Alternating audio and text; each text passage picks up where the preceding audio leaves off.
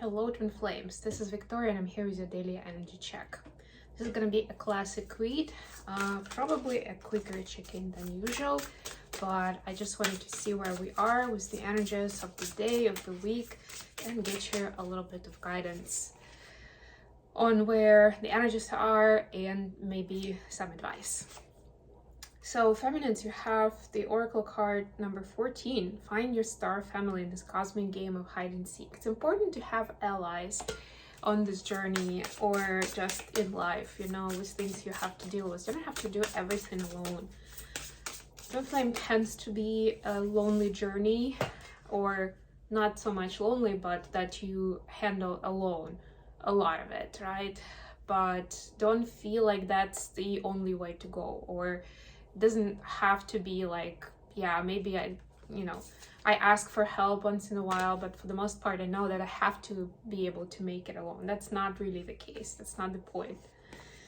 For masculines, we have number 12. Enter. One step forward, one step onward. Baby steps, but they need to be made. This is like a Knight of Pentacles energy to me, where the progress matters the most, you know? Or maybe the Atomic Habits book, where they say that if you make a change, like a 1% change in something that you're doing in your habits, is gonna create a huge difference, right? Change doesn't have to be massive to change your life.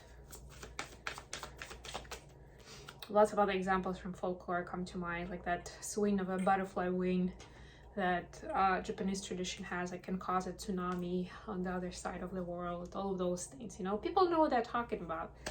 Anyways, let's see what we have is tarot.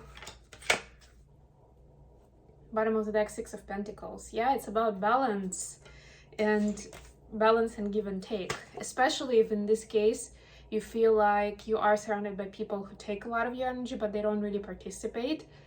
That's a sign for you to find your people who will get you, who will speak the same language, who will be there for you, who will know and value what you have to give, and they will be willing to give back. Okay, some clarifiers. Oh, bottom of the deck, Page of Swords. The learning process. We're learning to communicate. We are learning to have a positive but efficient way of thinking and looking at things, you know? Compassionate and kind, but not lazy. Somebody needed to hear that.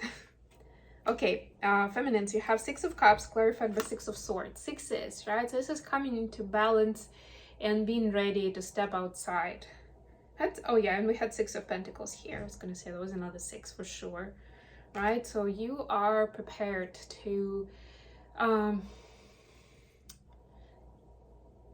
embrace the the light worker setup profile nature of life and of work, right? And you're supposed to share it with the world, right? And it's not prescriptive, it's not specific, like it has to be A, B, C.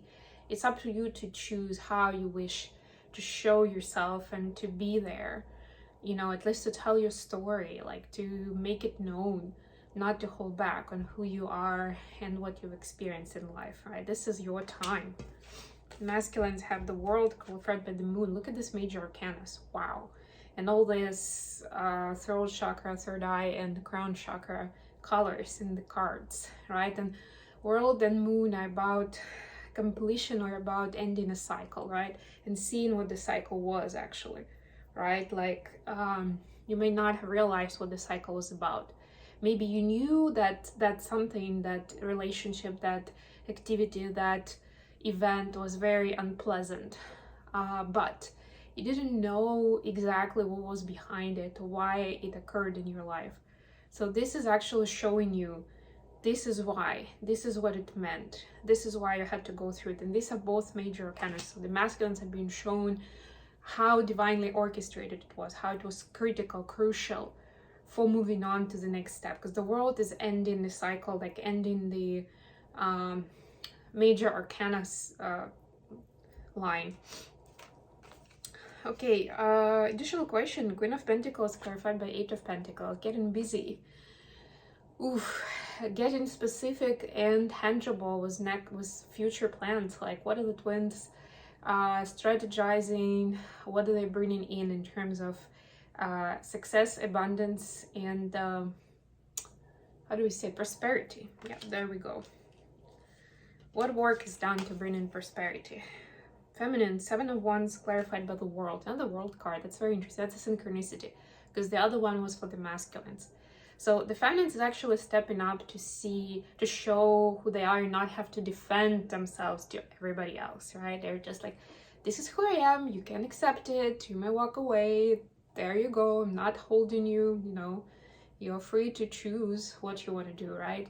Like even in this deck, the World card is like very much about the person kind of like stepping into their own, right? And showing the world who you are, right? Like by showing up in your authentic self, where you feel like you have, like, you don't have to earn the right to be there or earn the right for people to hear what you have to say. Like you already have plenty to say, right? This is bringing in energy in the form of financial abundance, of resources that you need to keep going or to sustain a certain lifestyle, whatever that means to you. It doesn't have to be money. But notice those blessings and be grateful for them, and understand this connection, right? To bring in more of it, to continue and to encourage yourself to keep going in that direction. For masculines, we see 10 of Swords and 4 of Cups. Masculines seeing a lot of missed opportunities, right? And how much they're suffering now because they were foolish to think that those were not for them, those who were not good enough, not big enough, or it required a lot of effort or was uncomfortable, right? And now they're seeing like, oh my God, yeah, that was something that was uncomfortable, but I could really step into my potential there. And I turned it down and I picked a shortcut, picked something that seemed easier to make money, to earn success. And now it seems more work than that opportunity was.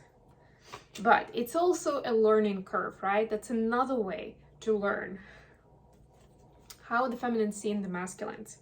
4 of Cups, or another 4 of Cups, there's another synchronicity with the masculine, clarified by the Wheel of Fortune. We didn't have the wheel, which is surprising to me, but yeah, we did have the 4 of Cups I was just talking about. Yeah, so definitely feminines can see that masculines have regrets about the past, some choices that they made that were not right, Where maybe they were given opportunities by the universe and they didn't take them, right? And now there is like going around it and seeing if it's still possible, whether it was the feminine in the connection or something else, right? Like they recognize, or they can sense that there is that recognition on the masculine side. The important part though is not to get involved, not to meddle into this process, divine feminines watching. Let masculines figure it out. Let them pick the next step. Let them decide how they want to play this, right? Because that's specifically intimately their path. And if you're gonna try to meddle in, especially if those choices have to do with you, it's just gonna cause another karmic cycle and another detour. If they ask for help, that's a different story. But do not try to impose your opinion on them at this time. How the masculine see in feminines, 8 of Cups clarified by 7 of Swords. So there is some sort of enlightenment, maybe brought by the recent full moon in Gemini, because it was full moon in Gemini was a lot about communication, as the Gemini suggests, right? And seeing the limitations of the blocks. So feminine is leaving behind certain blocks that they had around communication, is around speaking their truth, or accepting that other people may have a malicious agenda, right? Or at the very least, if they don't have malicious agenda on purpose, they may still not act in a healthy way, and they can still cause drainage and just fallout, really. So the feminines are learning and healing those unhealthy patterns where they let things slide, or they suffered in silence, I'm hearing, right? It's the end of that silence piece where they know they're supposed to speak up if they notice something is wrong. Okay, I hope this was good for you guys. I'm gonna run. Thank you so much for joining me today. I love you all, and I'll be back with more readings very soon. Bye, everyone.